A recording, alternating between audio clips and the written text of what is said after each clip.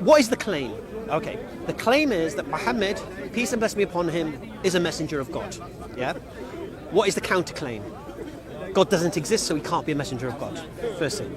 Second thing, he's a liar, creating his own religion to benefit himself. Third claim, counterclaim. He's a madman. He's crazy. He's delusional. He thinks he's being taught by an angel when it's just all in his head. It's a schizo. Fourth counterclaim. And this counterclaim, the fourth one, only comes from whom? Christians.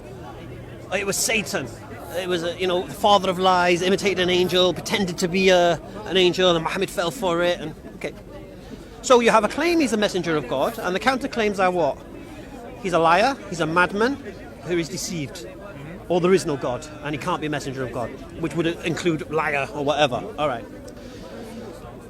Okay, Sherlock Holmes. Have you heard me quote this before? Yes. When you eliminate what's impossible, what is left, no matter how improbable, has to be the truth. Because we believe in this life of the concept of the absolute truth, the absolute reality. So once we have that concept, we can apply this now to what we're saying. So either Muhammad is a messenger of God, or he's a liar, or he's a deceiver, or he's a madman, or he's deceived by the devil. Yeah. Right. And when you say messenger of God, because Moses and Jesus are also messengers. Yeah, of course. All right. So let me add the phrase last and final. An actual special. Last and final. Okay, last messenger. Last messenger. The only messenger of God that claimed to come for all of mankind. No other messenger did that. Jesus didn't claim to come for all of mankind. Moses didn't make that claim. But when the Quran makes that claim about Muhammad, and if you look at his actions, he sent a delegation to Rome, Persia, and Egypt, calling them to worship the one God. Now, this is evidence that he's calling Egyptians and Persians and Romans who don't believe in. You understand? Yeah. If you look at Jesus, go ye not to the Gentile, enter not the city of the Samaritan, I have not been sent but to the lost sheep of Israel. You watch Jesus preaching only to Jews and such. So when we say he's the last and final messenger, he was the only messenger sent to the whole world, but he was the last and final messenger. Okay. All right. So let's use Sherlock Holmes now. Let's eliminate what could be impossible. All right. When we say impossible, we can't prove it's impossible, but our rationale will tell us. All right, let's start with the easiest one to get rid of. It's the devil. It's the devil pretending to be an angel. So he did have a supernatural experience in the cave, but this supernatural experience wasn't what he thought it was. It was a devil imitating an angel to deceive Muhammad, so he would go and deceive the people. Okay. Is this experience you're talking about in the Quran, yeah? In the revelation? The revelation of the Quran, the initial revelation in the cave, because obviously the whole of the Quran starts from the revelation in the cave. So either in that cave, an angel came, a demon came, nobody came, and if nobody came, he lied about somebody coming, or he didn't lie, he was delusional. Okay. Yeah, fair enough. Okay. All right. Because then the Quran took 23 years to come. All right. But this is the origination. So if the lie started there, we'll see if the lie started there. If the madness started there, we'll see if the madness started there. If the demonic deception started there, we'll see if the demonic deception there. Or if an angel came and visited him there, we'll see that also. Yeah? Because we're going to eliminate them one by one. All right. And I can do this quickly, don't worry. It's not going to be a long thing. Crazy. All right, let's get rid of the devil. All right, the only people who believe a devil came to Muhammad is whom? Christians. Yeah. No one else makes that claim. Yeah. Atheists will never make that claim. They don't believe in the devil. Okay, so let's deal with that claim.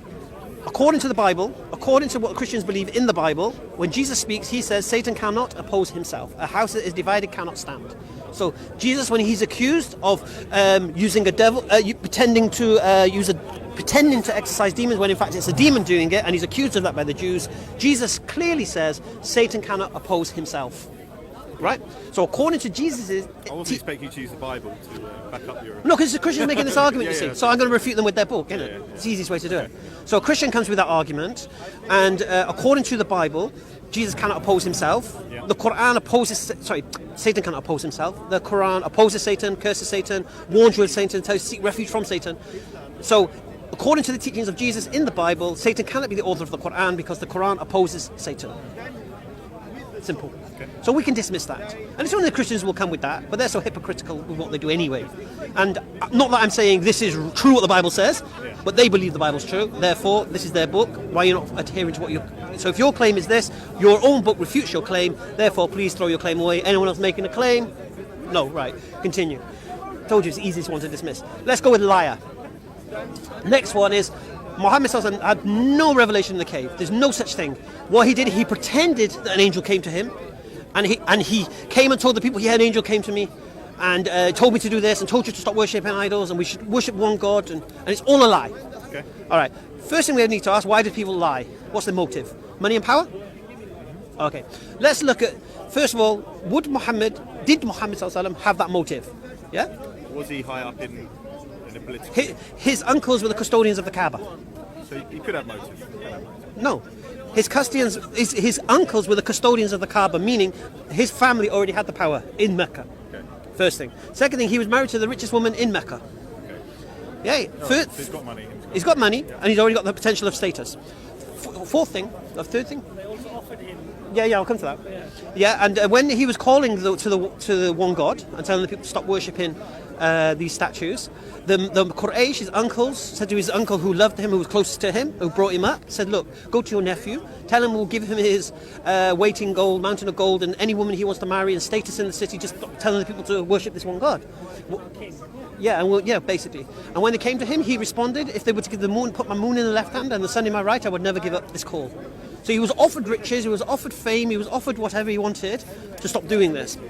Now we know, and then we can look at the life of him and what he was known as. He was known as the trusted one, the one who you could rely upon to leave your goods with if you were travelling, and he would take care of it. And when you come back, he wouldn't steal anything, basically. He was the one who you would go to if you had a dispute amongst you to arbitrate. This is pre-Islam. This is pre-prophethood. So we have his nature. So the question needs to be asked, he's gone from 40 years of being a truthful man, who everyone trusts. And can I ask, how do you know all this about Muhammad? Is that through the Quran? No. This is through the history. Through history. Yeah, we have the hadith, which is the sayings and the teachings of the Prophet ﷺ and the historians and such. So it's not everything like the Quran is not like the Bible, where it tells you what Muhammad did and where he went and what he said and who he spoke to. That's not what the Quran is. The Quran is from Allah. The teachings of Muhammad come through the hadith and through the what his companion said he did.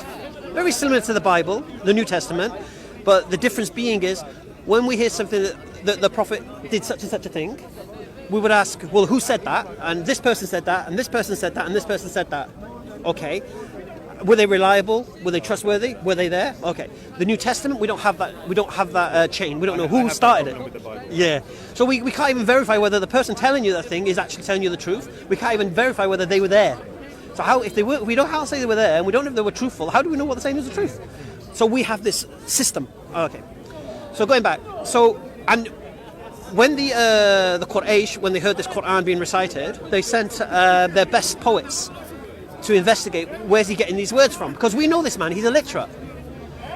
He can't come out with this stuff. Where's he getting it from? Their response was, we know he's not a liar, and we know he's not mad. It's magic. Now imagine this, right? You've sent poets to go and hear this Quran being recited, and the only conclusion they come, it's supernatural. So there was something in those words that was supernatural. Okay. I personally believe we can leave lying at this point, because what we have to understand is this. When he came with this call, he was rejected, he was persecuted, they suffered, the people who followed him suffered, they were exiled in the desert to starve to death. The people were told you can't marry the Muslims, people were told you can't sell bread to them. Basically, they tried to starve them in the desert. Now I ask you, would a man who knows what he's saying is a lie, would give up all his status, give up all his position and power, his wealth, and for a lie? It doesn't make any sense whatsoever. Okay, so I personally believe I can bin that. Then we could come to mental, crazy, delusional, seeing visions, not there. Well, when we look at what the Quran teaches and what it contains, and then we look at the life of the Prophet Muhammad ﷺ and the order and structure of everything, and the way that the Quran will fit 21st century man like a glove, if we follow its guidance, yeah, it's something that can surpass every age. For me, this is something I would accept now, is that a lot of the stuff that's mentioned still holds weight now. So, yeah, completely. Because we ruled out he was possessed by a demon, fooled him, and we've ruled out he's a liar. Ruled out as a liar. We're on madman, innit? Ruled out Satan. No, yeah, Satan went first. Yeah, so we're on the madman now, and the reason we brought all this stuff up was showing you the structure of what he brought is not the result of a madness. Yeah, it's too. Dare I say it, perfect. Islam is, not Muslims. Muslims are people. Yeah, you get me? But Islam, the teachings, if, like for example, if your niece practices Islam, don't be offended by what I say now, but she could never be a prostitute. No. And she could never be a drug addict, and she can never be a gambling addict, she can never be an alcoholic. Do you understand? Yeah? Inshallah, if she practices Islam, she's going to get married, give you nieces I and won't nephews, swear off the inshallah. point, but I've obviously the fact that she may wear a hijab one day originally scared me. Okay. Now I'm actually quite happy about it. We'll Oh, talk about that alhamdulillah. later. But Yeah. So going back, so would you agree we can throw madness away? Yes. What's left?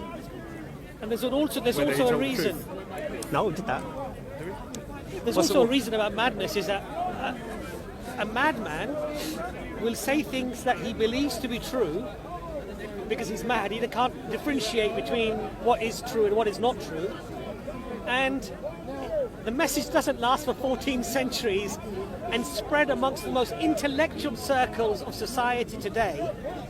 So, for example, in England, the average qualification of converts is postgraduate educated people. That message, a madman's message, will not appeal to people of knowledge and understanding. They'll reject it because they'll recognise. So we can it's crazy. reject. So we can reject madman, yeah? What's left? It's accepting, isn't it? When we eliminate what's impossible, whatever's left, no matter how improbable, has to be the truth. So it can only be messenger of God.